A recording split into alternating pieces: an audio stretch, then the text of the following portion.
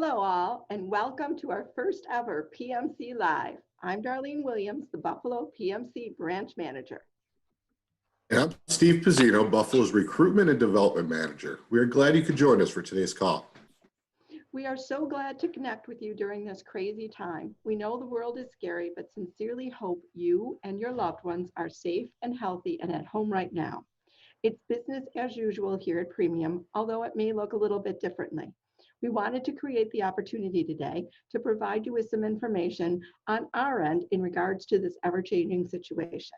We firmly believe knowledge and setting the right expectations will go a long way in combating fears. A couple of the topics being covered today include what's happening in the world of appraisals, as well as a discussion on the mortgage process regarding closings during this difficult time. Today we are joined by Daryl Lloyd of IREM Solutions, as well as Joy Lamarca of Block, Longo, Lamarca, and Brzezinski. It's important to remember that they only can speak to the way in which their specific companies are handling the COVID-19 situation. Now let's get started and turn it over to Daryl. Daryl, thanks for being here. Thank you, Steve. Good morning. Good morning, everyone. I'd like to start off by saying maintaining the health and safety of our clients and our employees and our community is IREM's highest priority. Here at IREM Solutions, we know many of you have a lot of questions and concerns with respect to the coronavirus. And this morning, I wanted to provide everyone a quick update on the appraisal process here at IREM Solutions. The two questions I am getting most often are appraisers still performing interior inspections, and what precautions, if any, are the appraisers taking? All appraisers should be following public health guidance regarding COVID-19, and IREM is recommending that our appraisers take the following protocols when interior appraisal inspections are performed. Take your temperature every morning and stay at home if you are sick or have been around others that are sick. Appraisers are encouraged to reschedule appointments or ask IREM personnel for reassignment if they are sick or if the point of contact indicates that they are sick or would like to reschedule. Wash your hands often with soap and water for at least 20 seconds. Equip yourself with hand sanitizer, soap and water if not available, and keep social distance. Keep 6 feet between you and your point of contact. Basically, it's a tough time for appraisers and everyone, but appraisers are encouraged to have honest conversations with the point of contact when scheduling appointments. And these conversations should foster an understanding of safety and preventative measures for both the point of contact and the appraiser. Some questions that I encourage the appraisers to ask the points of contact is if they feel more comfortable when the inspection is performed, if you wash your hands prior to the inspection starting. You may let the point of contact know if they are on site. You may take precautions by not shaking their hand on the appraisal inspection. And you should inform your point of contact or person that you're scheduling with if you are currently ill and if you're going to wear masks or gloves on the inspection.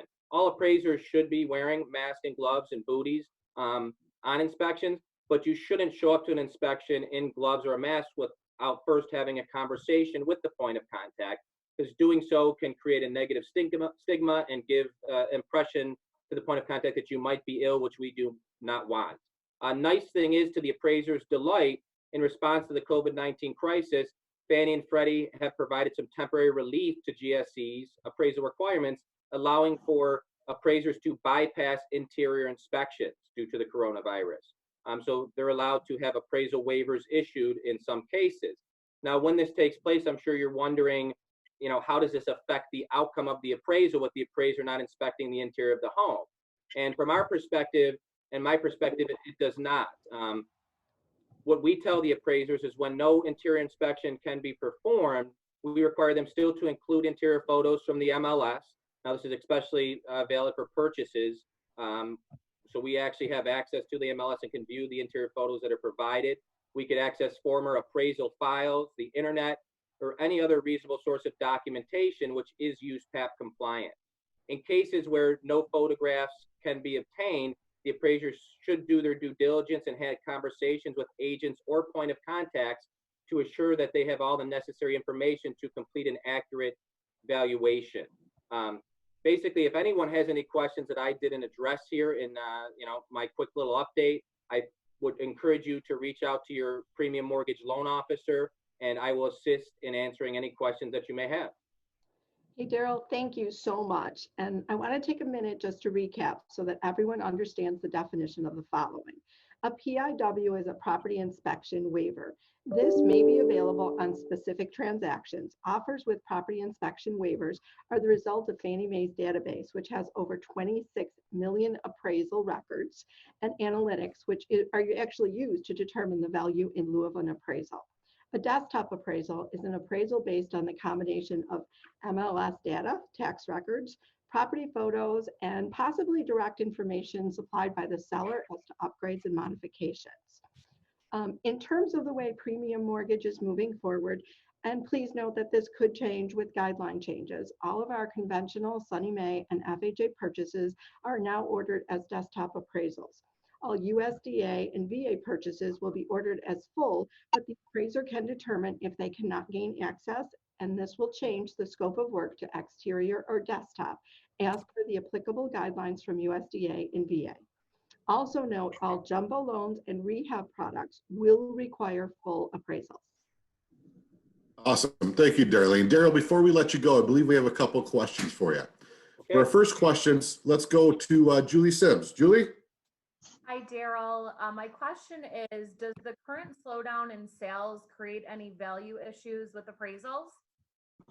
Hi, Julie. Thanks. Currently, the slowdown isn't creating any issues with appraisals. Appraisers currently still have access to recent closed sales and have all the necessary resources to complete the valuation. That being said, depending on how long the pandemic lasts, we could face potential issues in the future. The appraisal industry could look to adapt things like expanding the date of sale to greater than 1 year, depending on limited activity possibly in markets, but it's all up in the air. I just think this is where it's very important for everyone in the real estate transaction to kind of find ways to still safely complete his or her job. But on our end, we still are not having any issues and it's business as normal as far as valuation is concerned. Thank you. You're welcome. Awesome. Thanks, Daryl. I think we got one more question in the queue for you here. We're going to go to Ralphie Basil. Ralphie, you're live with PMC.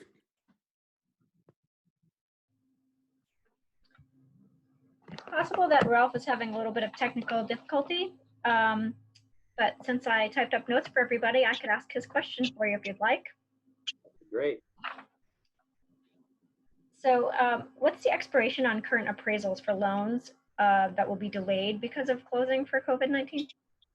As previously stated, an appraisal is typically good for a year from an appraiser's perspective, but typically you can have an appraisal typically be valid for 90 to 180 days, depending on loan type, when market conditions are stable and home values are relatively unchanging. A lender may adapt an older appraisal on a home equity or refi, but I would say 90 to 180 days, depending on the loan type would be the answer.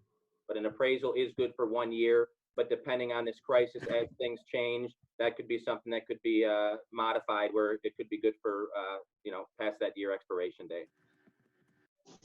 Daryl, thank you so much. And we really appreciate you taking the time out to join us today. And now we're going to talk to Joy Lamarco from Block, Longo, and Lamarco and Brzezinski. Joy, thank you for coming and talking with us today. Good morning. Thank you for having me. First and foremost, I do want to let everyone know is that we are still doing closings. The logistics of closings have changed. The way that we have to do them in order to get them closed are a little bit different that I'm going to touch base on right now for you. But it is important that we are still moving these files to closing and we are getting your people closed as safely as possible. In our office, and I'm going to speak out of the Buffalo-based office, if we are bank attorney or if there's a dual representation in place, which means we represent the bank as well as the borrower, all closings are taking place in our office. What we do is if we are bank only, we are sending copies of the documents to the purchaser's attorney for them to review prior to closing. Some purchaser's attorneys are choosing not to attend closing. Some of them are appearing by phone, some of them are just not appearing at all, but we do give them the opportunity to review the paperwork before their customer enters our office. If it's a dual representation, we do send the package to our client, and either Mark or myself, depending who the attorney of record is contacting the customer to go through that package. So when they get here, the goal is to have them be able to sign, and then exit the building. When you come into our building, you are coming into a fully sanitized reception area. You are given hand sanitizer, and you are also given the option to have gloves. Although our office does have 4 conference rooms, we have secured the largest conference room to allow the social distancing to appear in the event there's attorneys that would like to attend, and they are placed in that room. The customer is given a pen. That pen is what they take it back with them. That also the closer is in there if needed. She is 6 feet away. She has gloves and she does have a mask on. She is explaining the documents if there's any questions as a result of the pre-review of the documents.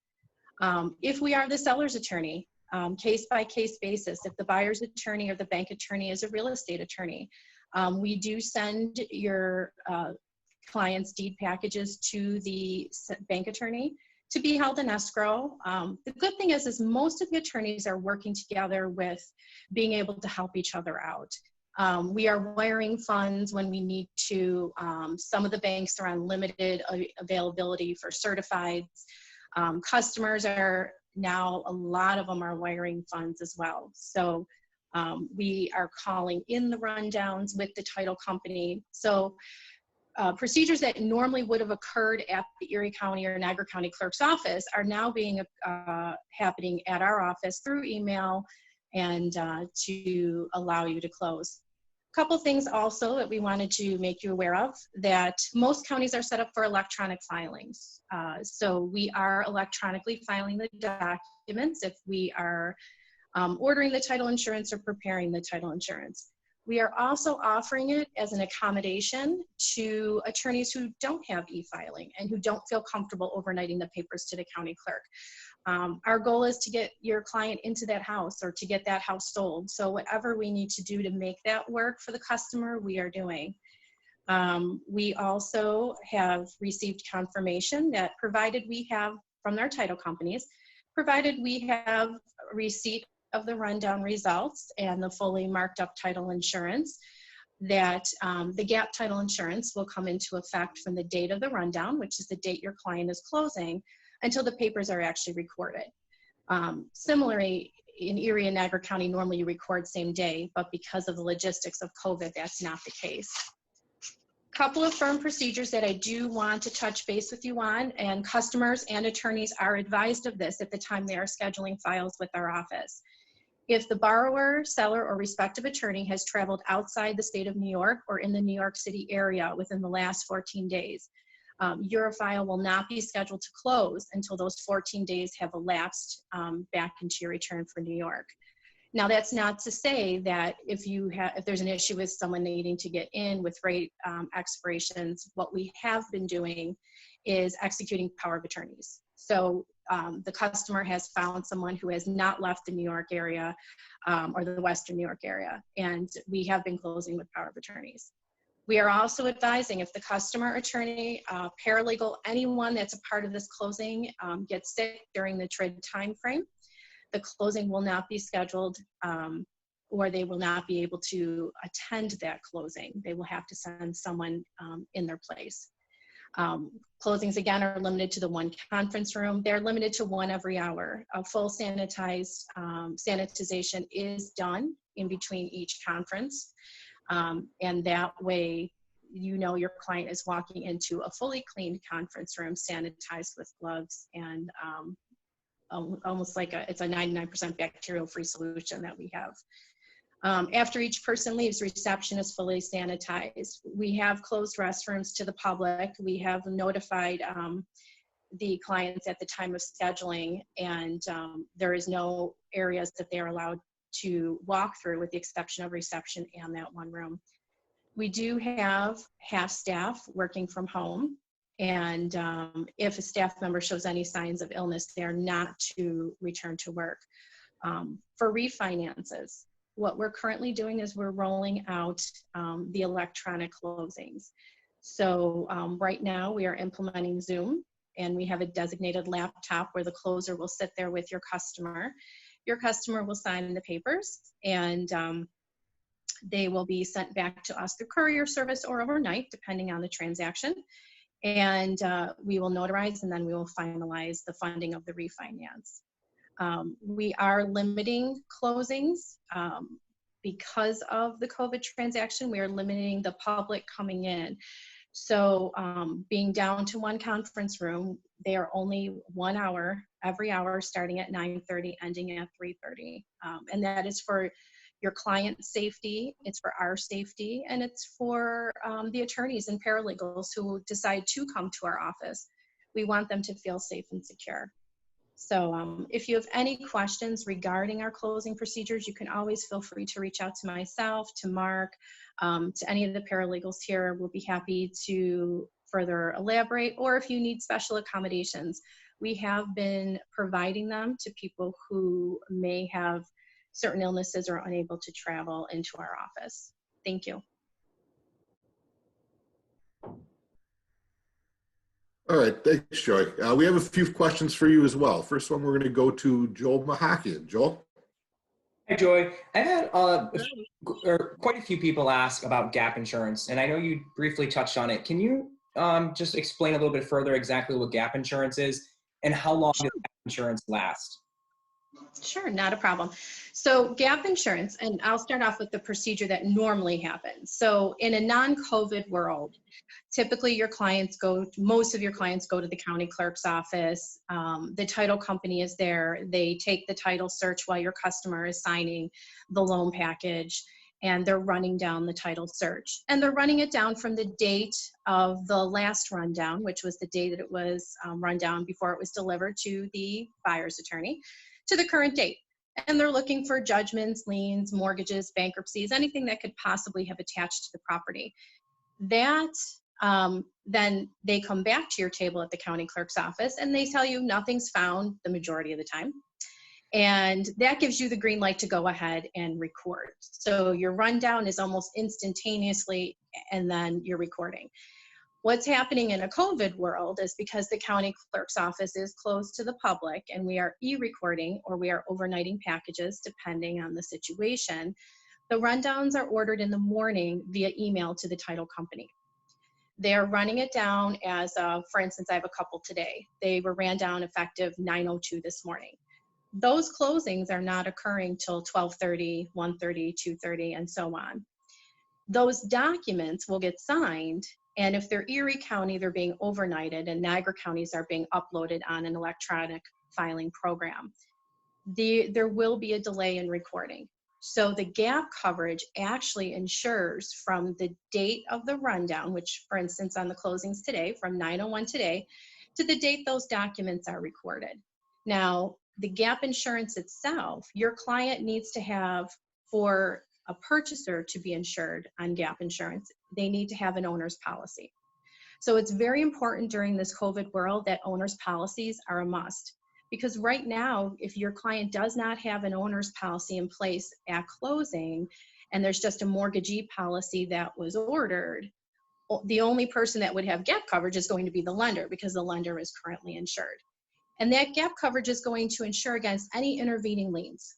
So if for some reason my rundown for title came in at 9:02 today saying nothing is found for 12:30, but my seller somehow manages to go to a bank and signs a home equity loan and takes a draw on a non-owner occupied where there's no rescission, or a judgment hits.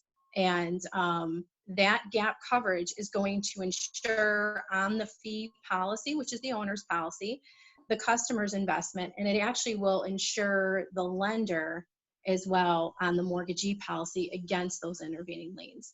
Now, this is something that's very commonly done outside of Western New York. The files that we close pretty much from Syracuse on down to the New York City area and other parts of the state with our other offices, gap coverage is relied upon heavily because most people don't close in the county clerk's offices. They don't have that instantaneous rundown and the automatic recording. Those closings are taken at the bank attorney's office or the purchaser's attorney's office, and then they're overnighted or they're sent for courier service. So it's a newer animal up here in Western New York, but it is something that has been done downstate, and it will insure the bank, and provided the customer has an owner's policy, it will insure them against those intervening liens. Thank you. Awesome. Thanks, Joy. We got one more question coming in, and Annette Kopp, you're on. Hi, Joy. I think you touched on this a little bit, but could you just reiterate about e-closings, how they're different from like the standard closings, and how do we prepare a customer for that? Sure. Standard closing right now in the COVID world, they're coming into our office. There's essentially live people here. There is a closer that is available almost face-to-face, 6 feet apart actually, to explain any documents based on their review prior. An electronic closing, we are actually rolling them out for refis only. And the reason we are not rolling them out yet for purchases is because we're still working out the logistics to be able to receive that package back same day, which I'll explain in a minute. So that way your customer can get into the home the day of closing and not when we actually get the package back 2 days later. So how the e-filings are working is that the customer receives the package. We put them on Zoom. We also have a Google Hangout app as well. And we have a designated laptop. The closer is there, and they're actually going through the bank package at the same time your customer is signing that bank package. And our paralegal is a notary. So this is allowable through Como's order. And then that package is picked up. And then the notary is allowed to notarize those documents for the date that they were signed, which is usually the same day we get them back. And it allows for it to be the public to be completely out of the office. It allows for your customer to feel safe in their home where they don't have to leave. We provide a Federal Express air bill to them. Certain customers, if they don't want to print up the package, we overnight it to them or deliver it to them with an air bill back, or we have a courier service pick it back up. So it does eliminate the face-to-face. It does allow us to be able to close. And as of right now, we're rolling them out for refis. Our other offices in our other cities have rolled it out already, and it's working great. We have started rolling it out this past week. Thank you. Thank You're you, welcome. Joy, for taking the time out of your busy schedule to make sure that we better understand how today's closings have changed to protect our clients. It's important that everyone knows what expectations to set and how to best respond to our clients. Thanks, everyone, again for joining us. We also hope you found this informative and enjoyed your time connecting with us. I would be remiss if I didn't take an opportunity to thank everyone on the front lines who's selflessly putting themselves and their families in jeopardy to keep our communities safer. Personally, I've been super impressed by all the people who have raised their hands to contribute both on large and small scales. A few people here have come up with the way that we can show our support in a small way, and we wanted to take a minute to share that with you and offer you an opportunity to contribute as well if you feel so inclined. It's important to note this is not specific to a person and or a company and done solely in the spirit of giving. I'm a firm believer if that you're giving for recognition, it's called marketing. So I'm going to turn it over to Annette real quick, and she's going to give you the details. Annette? Hi, guys. So what we have decided to do was set up a GoFundMe page to collect donations that we will use to feed the front lines. And actually it will be twofold. Each week we will pick a front line to feed, but we'll also support a local restaurant with ordering from there as well. We have started the donations with a $500 donation, and 716 Realty Group has also donated $500 to kickstart this GoFundMe as well. So thank you, Greg and Joel, because we already have our first front line already set up for this week. It will be we'll be donating to Roswell Park, and we'll also be using Osteria as the restaurant. So we're super excited about that. And also, in addition to our $500 donation, Mike Donahue has set a goal for all of you agents that want to help us. Any donation up to $1,000, Mike will match. So if as a whole, if we raise $1,000, he's going to match $1,000. So that will feed probably another 2 or 3 or 4 more companies, which will be amazing. So I will send that link out to everybody, and if you wish to donate, that would be awesome. Anything is, anything is great. $10 I think feeds a person. So, any little thing helps. So we're really excited about doing this and pairing up with you guys, and we're hoping to feed a lot of front lines. But I'm going to send this back over to Steve and for closing remarks. Hey, now before you go real quickly, can you touch on how you're going to pick donors and or restaurants in the coming weeks? Well, actually, I'm looking for recommendations. Like this week, I said we already have it set for Roswell and Osteria, but if you guys know of any front lines that we should be supporting or restaurants we should be supporting, just send me an email, and we will definitely take those into consideration and help as many companies as we can. Thank you, Awesome. everyone. Hey, listen, we just wanted to say that coming up next week on PMC Live, get updates with Chris Steven and Joel Mahakian on the market and interest rate trends. You'll also hear a little bit more about marketing. If there's something specific that you would like to learn more about, please reach out to one of your loan officers so we can include that topic in the upcoming weeks. So from Premium Mortgage, we're saying stay healthy, stay safe. Thanks for joining live with PMC, and we have a very special happy birthday wish going out too. Happy birthday, Frank. Happy birthday, Frank. Happy birthday, Frank.